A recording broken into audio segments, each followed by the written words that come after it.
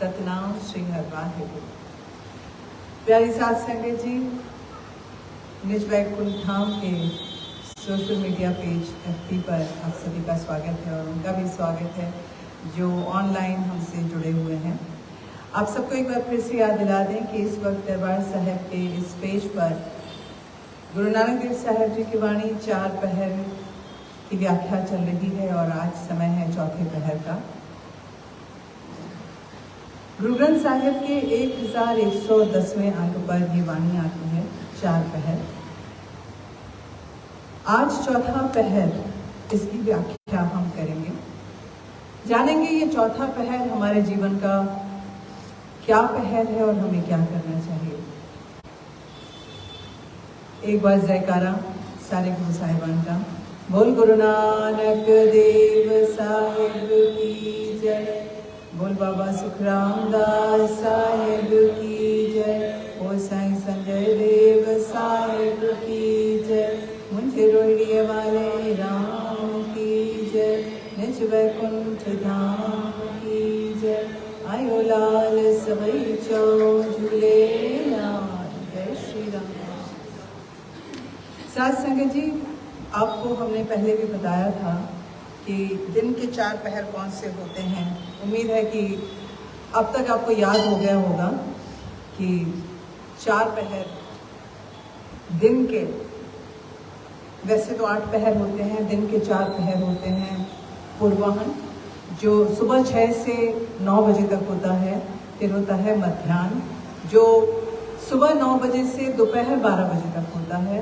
12 बजे से लेकर 3 बजे तक का समय होता है अपराह्न और 3 बजे से लेकर शाम के 6 बजे तक का समय होता है सायंकाल। ये तो हो गया दिन। अब आई रात। रात का पहला पहर शाम के 6 से 9 बजे तक प्रदोष। रात में 9 बजे से लेकर 12 बजे तक निशित। रात में 12 बजे से सुबह 3 बजे तक त्रियामा। और चौथा पहर 3 बजे से लेकर 6 बजे तक सुबह, इसे कहते हैं उषा। ये वो समय है जब रात टूटने लगती है, जब रात खत्म होने लगती है। रात का वजूद अब धीरे धीरे खत्म हो रहा है और दिन की लालिमा निकलने लगी है। ऐसा पहर हमारी जिंदगी में भी आता है। पहला पहर हमारी जिंदगी का होता है शिशु अवस्था। दूसरा पहर होता है नौजवान युवावस्था। तीसरा होता है वयस्क एडल्टहुड और चौथा होता है वृद्धावस्था यानी ओल्ड एज। अब इस और उसमें क्या समानता है? जैसे उधर रात अब घट जाती है, खत्म होने लगती है, यहाँ वृद्धावस्था में मनुष्य की आयु भी अब खत्म होने को है। ये समानता है। तो गुरु साहब बताते हैं कि वो रात का पहर, चौथा पहर, और दिन का ये जो हमारे जीवन का चौथा पहर है वृद्धावस्था, इसमें क्या समानता है और किस तरह से ये हमको बताता है हमें क्या करना है। तो गुरु साहब की वाणी चौथा पहर, गुरु साहब फरमाते हैं, चौथा पहर भया दौत विहागे राम। विहाग मतलब सूरज। जैसे आपको पता ही होगा, हिंदी के कई शब्द हैं जिनके कई सारे मायने होते हैं। वैसे विहाग का मतलब तो पंक्षी भी है, पंछी, बादल, तीर, चंद्रमा, और इसका एक अर्थ सूरज भी आता है। अब चूंकि चौथे पहर में बात हो रही है तो हम विहाग का मतलब सूरज से ही लेंगे। विहाग और दौत, दौत का मतलब दूत भी हो सकता है। तो सुबह का जब वो समय होता है उषा का, रात्रि का चौथा पहर, इसमें सूरज तो नहीं निकलता, लेकिन सूरज का संदेशा देने के लिए उसकी किरण आ जाती है। उसका एक दूत पहुंच जाता है कि भाई अभी सूरज देवता आने वाले हैं। सूरज नहीं उगता है, वो समय होता है ब्रह्म मुहूर्त और अमृत वेला का। तो गुरु साहब कहते हैं चौथा पहर भया दौत विहागे राम। वो सूरज का दूत, वो पहली किरण आ गई है। अब ये देखो, इसके बाद तो जीवन में ज्ञान के सूरज का प्रकाश होना चाहिए, क्योंकि अब इसके बाद तो दिन चढ़ने वाला है। उसके बाद पूर्वाह्न आ जाएगा, जैसे ही 6 बजेंगे सुबह के 6 से 9 पूर्वाह्न आ जाएगा। तो कहते हैं अब तो समय हुआ है जागृति का, अब तो जीवन में ज्ञान का प्रकाश हो जाना चाहिए। एक तरफ तो जीवन का पूरा सफर अभी तय होने को है, आखिरी पड़ाव आ पहुंचा है, और हम लोग की जिंदगी में ये पड़ाव वो होता है जब इंसान रिटायर होकर घर बैठता है वृद्धावस्था में, नौकरी पूरी हो जाती है, धंधा पूरा हो जाता है, बच्चों को सौंप देते हैं, फिर जो जीवन भर की कमाई होती है कहते हैं अब हम बैठ के एंजॉय करेंगे। ऐसे ही होता है ना कि भाई आपने घर जोड़ा है तो घर है आपके पास, आपने बैंक बैलेंस जोड़ा है तो बैंक बैलेंस है आपके पास, घर परिवार रिश्ते नाते जो कुछ भी आपने जीवन के उन 3 पहरों में जोड़ा है उसका आनंद आप लेते हैं जिंदगी के चौथे पहर में। अब गुरु साहब ये कहते हैं, अब बताने की कोशिश करते हैं कि जो तुम्हारे 3 पहर की कमाई थी अब समय आया है उसका उपयोग करने का। अब तुम ये देखो कि तुमने कमाई क्या की है। आगे गुरु साहब कहते हैं, दिन घर राखड़ा जो अनदिन जागे राम। कहते हैं कि जिन्होंने वो 3 पहर अपनी पूंजी की रक्षा की है, किन्होंने रक्षा की है? जो अनदिन जागे राम, जो जागृति की अवस्था में थे। कैसे? कहते हैं कि भाई जब पहला पहर होता है तो एक बच्चा होता है, बच्चा थोड़ा अबोध होता है, मासूम होता है, दूजा में थोड़ा जोश होता है, दूजे पहर में जब युवावस्था होती है। वो कहते हैं कि और तीसरा वयस्क अडल्टहुड में जब आप अपने अचीवमेंट्स रखते हैं अपने सामने, कहते हैं कि तीनों पहरों में अगर आप में जागृति है, ज्ञान का आभास है, वो ज्ञान किसका? प्रभु परमात्मा का, उनकी कृपा का, उनके जो दात हमें मिलती है उसका अगर आपको ज्ञान है, वही कर सकते हैं जो अनदिन जागे राम, जिन्हें उन तीनों पहर में याद है कि हमें भगवान का पल्ला पकड़ के रखना है, जिन्होंने रात दिन सावधान रखे अपने सत्कर्मों की पूंजी, अपने नाम की पूंजी बचाई है। रिटायरमेंट के बाद यानी जिंदगी के चौथे पहर में उसका लाभ उन्हें तब मिलेगा जो उनकी जिंदगी भर की बचत होगी। अब ये आप देखिए कि आपने व्यर्थ में पैसे गंवाए हैं, समय गंवाया है, आपने कमाया क्या है? क्योंकि अब तो अगला सफर तय होना है वृद्धावस्था के बाद, अब तो जीवन पूर्ण होने को है। यहाँ मरण हुए, अब आगे क्या? चित्रगुप्त के पास पहुंचेंगे, चित्रगुप्त हमारे कर्मों का लेखा जोखा करेंगे। तो अब उसके बिना पे हमें ये बताया जाएगा कि हमारा होगा क्या। वापस रात्रि शुरू होगी, हम जन्म लेंगे, फिर हमारा शिशु अवस्था शुरू होगी कि हम क्या करेंगे। तो गुरु साहब कहते हैं कि जो अनदिन जागते हैं, जिन्हें पता है बचपन से ही उन्हें सही संस्कार मिले हैं। आज बच्चों को भी मैं देख रही थी, 3 बच्चे यहाँ पे आए थे दरबार में और बड़े प्यार से आके दरबार साहब में गुरु साहब के सामने मत्था टेक रहे थे, बड़ी खुशी हुई। और शाबाशी है उनके माता पिता को जो अपने बच्चों को बचपन से ही ऐसे संस्कार दे रहे हैं, क्योंकि यही सच्चे संस्कार हैं जो आगे चल के युवावस्था में उनको सही राह दिखाएंगे। वो सही राह पर चलकर वो सारे बच्चे, वो जो जितने भी बच्चे हैं यहाँ पे, वो सद्गुण कमाएंगे, सच्चे कर्मों के साथ जुड़ेंगे, बुराई से दूर रहेंगे और वो जो सत्कर्म करेंगे, यहाँ पे दरबार में आके नाम की कमाई करेंगे, वही उनके बुढ़ापे में काम आएगा। क्योंकि सब उनके नाम की भी बढ़ियाई करेंगे और उनको सब में सम्मान भी मिलेगा कि भाई ये तो बहुत ही धार्मिक व्यक्ति है, इसने जिंदगी में कोई भी गलत काम नहीं किया है। तो ये जो संस्कार है ये बच्चों के शिशु अवस्था से ही डाले जाते हैं। तो जब गुरु साहब ये कहते हैं, दिन घर राखड़ा जो अनदिन जागे राम, जो बचपन से ही भगवान के साथ जुड़े होते हैं, गुरु चरणों के साथ जुड़े होते हैं, गुरु की शिक्षा के साथ जुड़े होते हैं, वही अपनी ये संपत्ति, अपने उम्र की संपत्ति बचा के रख सकते हैं और ताउम्र वो उसमें नाम की कमाई का खजाना भर सके। अब गुरु साहब कहते हैं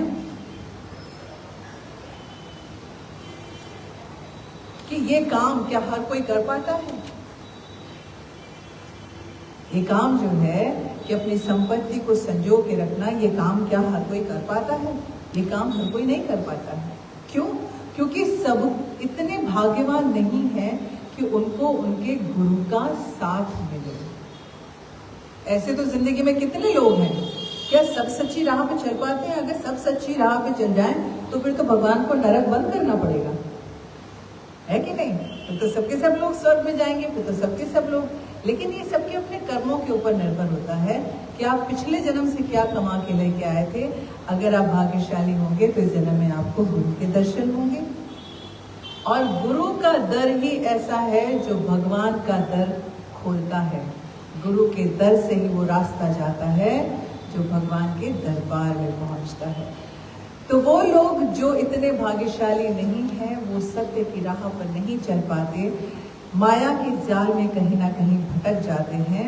और जो गुरु के साथ गुर पूछ जागे नाम लागे तिना रैन सुहेलिया, गुरु साहब कहते हैं कि गुरु की शिक्षा के अनुसार, गुरु की सलाह के अनुसार जो नाम के साथ मन लगाता है, गुरु पूछ जागे मतलब वो सावधान हो जाते हैं गुरु की सलाह के अनुसार, और नाम के साथ लिव लगाते हैं, नाम के साथ अपना मन जोड़ते हैं। तिना रैन सुहेलिया, उनकी ये जो रात है जागृति के बिना वाली, ये उनकी बहुत ही सहज हो जाती है।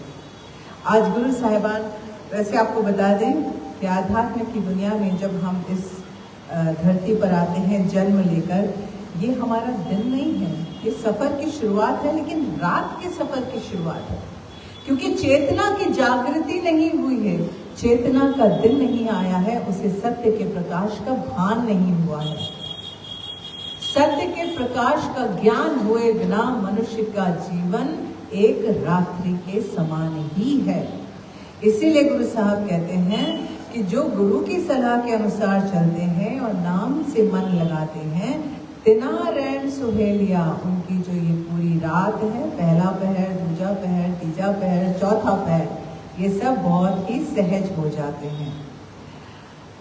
आगे गुरु साहब ये भी फरमाते हैं, गुर शब्द कमावे जन्म ना आवे तिना हर प्रभु पेलिया, कहते हैं।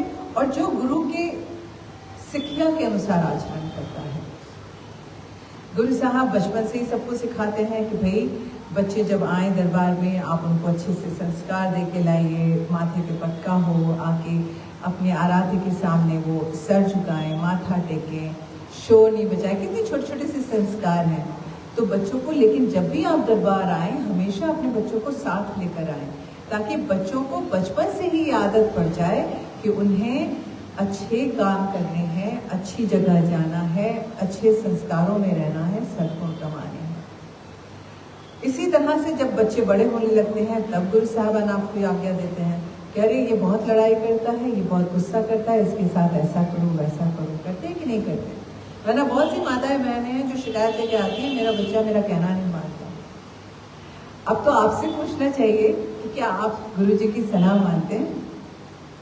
अगर आप गुरु जी की सलाह मानेंगे तो बच्चे भी आपका कहना मानेंगे। तो बच्चे तो ये देखते हैं माँ बाप क्या कर रहे हैं, अगर माँ बाप जी गुरु जी की बात मान रहे हैं तो बच्चे भी अपने माँ बाप की बात मानेंगे, गुरु की बात मानेंगे। तो ये बच्चे जब अच्छे संस्कार देखते हैं, और ये माँ बाप की जिम्मेदारी है कि वो बच्चों को अच्छे संस्कार दें, तब बच्चा अच्छे संस्कारों के साथ बड़ा होता है, गुरु शब्द कमावे, गुरु के शिक्षा के अनुसार आचरण करता है, तब ऐसे जीव का जन्म दोबारा नहीं होता है। यानी जब उषा चौथा पहर उसकी जिंदगी में आया, उसको उस प्रभु के ज्ञान का आभास हुआ और उसने लिव लगा लिया प्रभु के साथ, वहां से उसकी चेतना का दिन शुरू हो जाएगा। फिर तो वो सत्य के प्रकाश में नहाएगा, उस प्रभु का ज्ञान उसे रहेगा। और जो नहीं करेगा, उषा के बाद फिर रात्रि शुरू हो जाएगी, यानी जन्म वापस शुरू होगा। जन्म मरण का ये गेड़ा, ये चक्कर कभी नहीं छूटेगा। लेकिन जिसने उस प्रभु के साथ लौ लगा ली, प्रभु खुद ही हाथ लेकर उसको अपने पास बुला लेगा। इसीलिए गुरु साहब कहते हैं, गुरु सबद कमावे जन्म ना आवे, तिना हर प्रभु बेलिया। और प्रभु जो है वो उनका साथी बन जाता है। कैसे साथी बन जाता है? क्योंकि हर पल यहाँ रह के आपने उससे याद किया है ना। तो जब आप यहाँ से पहुंचेंगे ऊपर और प्रभु को बताएंगे, प्रभु जी वो मैं ही था जो मैं आपको याद करता था। कई बार तो बताने की भी जरूरत नहीं पड़ती, प्रभु को पता होता है कि धरती पे ये भक्त मेरा रोज मुझे आवाज देता है। जब उसका समय पूरा होता है तो प्रभु सीधे उसे कहते हैं मेरे पास आ जा। ऐसा प्रेम प्रभु भी अपने भक्तों के साथ करते हैं।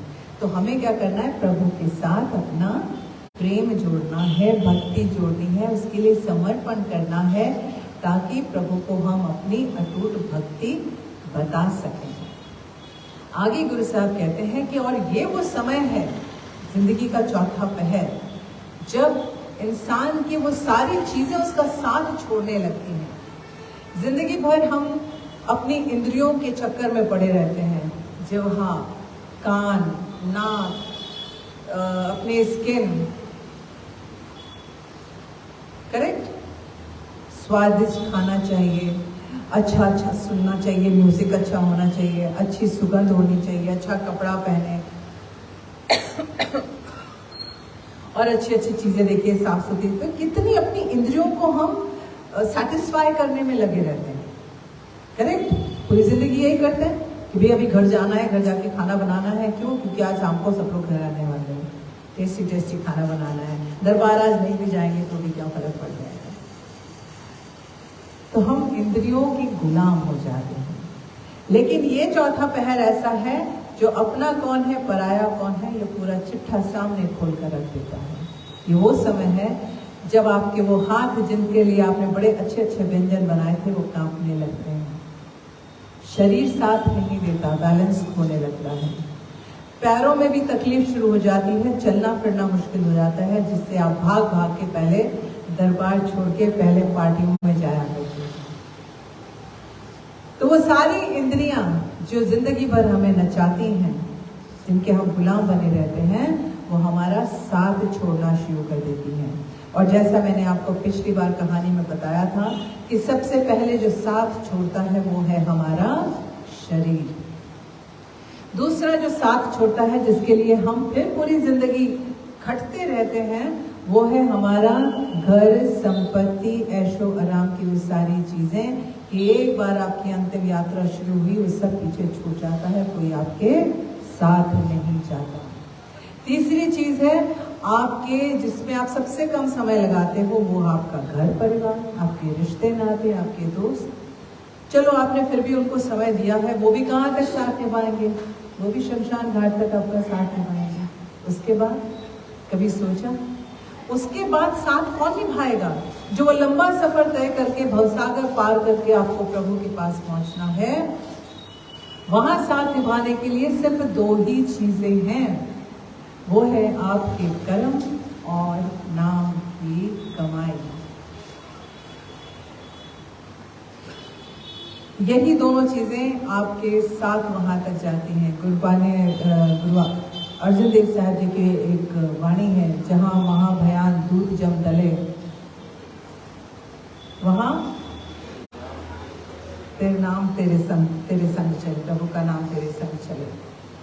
तो वो जो रास्ता आपको तय करना है, वहां पे आपके नाम की कमाई, प्रभु के नाम की रोशनी आपके साथ रहेगी, जहां आपको रास्ता भी साथ सीधा दिखेगा, आप राह नहीं भटकेंगे। आगे गुरु साहब कहते हैं, कर कंप चरण शरीर कंपे, नैन अंधले तन भस्म से। कहते हैं कि हाथ पैर कांपने लगते हैं, शरीर कांपने लगता है, आंखों की ज्योति कमजोर पड़ जाती है और अंत में तन भी आपका भस्म हो जाता है। रह जाती हैं तो सिर्फ वही दो चीजें, आपके नाम की कमाई और आपके सत्कर्म, जो चित्रगुप्त के दरबार में आपका लेखा जोखा बताएंगे। आखिरी पंक्ति में गुरु साहब कहते हैं, नानक दुखिया जुग चारे, बिन नाम हरि के मन वसे। गुरु साहब कहते हैं कि बिना हरि के नाम को मन में बसाए जो जीव अपना ये यात्रा पूरी करता है, नानक दुखिया जुग चारे, वो चारों युगों में दुख प्राप्त करता है। तो दुख, दर्द, भय, भव, इनसे निपटने का क्या मंत्र गुरु साहब हमें देते हैं? गुरु साहब हमें देते हैं, दुख रोग बिनसे भय भरम, साध नाम निर्मलता के कर। बड़ी वाणी गुरु साहब की आपको ग्रंथ साहिब में रास्ता दिखाएगी। गुरु साहब ये भी कहते हैं, मन तन नाम जपो लिवलाए, दुख दर्द मनते भव जाए। यानी हर दुख दर्द का एक ही उपाय है, प्रभु का नाम, जो आपके ये जो जीवन की काल रात्रि है इसमें भी आपका साथ देगा। और साथ देके जब आप वृद्धावस्था के बाद, जब आपके जीवन का अंत होगा, उसके बाद अगर आप प्रभु के साथ हैं तो सच की रोशनी के साथ आपके जीव के दिन की शुरुआत होगी, रात्रि में आप नहीं फंसेंगे। तो ये सिखिया हमें गुरु साहब ने दी है अपने इस चौथे पहर के साथ में। मंत्र हमारे लिए यही है कि हरि के नाम के साथ रहना है, यही संस्कार अपने बच्चों को डालने हैं ताकि वो सद्गुणों के साथ अपने यौवनावस्था को, अपनी युवावस्था में सद्गुण सत्कर्म करते हुए अपने जीवन के अंतिम पहर तक पहुँचे। अगर आप गुरु के साथ जुड़े हैं तो इन संस्कारों के साथ जुड़िए, गुरु की शिक्षा के साथ जुड़िए, ताकि अपने जन्म मरण का चक्कर खत्म कर सकें और प्रभु के दरबार में आपको शरण मिल सके। कुछ यही बात आज वचन साहिब में भी गुरु की वाणी में निकली है। गुरु साहब की वाणी जो वचन साहिब में आई है, गुरु साहब फरमाते हैं, गुरु अर्जन देव साहब जी की वाणी कहते हैं, प्रभु जन्म मरण निवार, कि हे प्रभु मेरा जन्म मरण निवार दे। कैसे निवार दे? कहते हैं हार परियोद्वार, कि मैंने सब कुछ करके देख लिया है, कोई मेरा ये जन्म मरण का गेड़ा नहीं खत्म करेगा, मैं थक हार के अब तुम्हारे पास पहुंच गया हूँ, कि अब तो मुझे मोक्ष मुक्ति प्रदान करो। गए चरण साधु संग मन मिष्ट हर हर रंग। गुरु साहब कहते हैं कि मैं साधु के चरण पकड़ के उन्हीं के साथ रहूंगा, उन्हीं के साथ रहना चाहूंगा, जो मन को हरि के रंग का जो मीठा मीठा एक स्वाद है वो मुझे मिल सके, क्योंकि उस स्वाद के बिना जिंदगी में, जीवन में, इस धरती पर जितना भी स्वाद है सब बेस्वाद है। अब तो मुझे प्रभु के नाम का वही मीठा रंग चखना है, वही मीठा स्वाद लेना है। कर दया लेव लड़लाई, नानका नाम ध्याय। गुरु साहब फरमाते हैं कि हे प्रभु अब तो मुझ पर दया करो, अब तो मुझे अपने संग मिला लो, अपने साथ बुला लो, अपने साथ बिठा लो।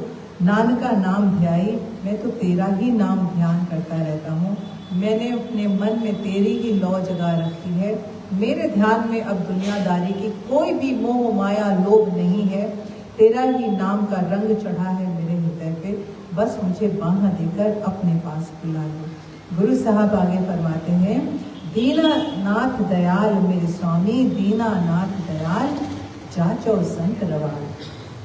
कहते हैं हे मेरे स्वामी, हे दीनानाथ, तू बड़ा ही दयालु है, बड़ा ही दयालु है, और मैं तेरा भक्त अब तेरी ही सेवा करने वाले संतों की चरण धूल मांगता हूँ। जाचो मतलब याचना करता हूँ, संत रवाल, रवाल मतलब चरण धूली।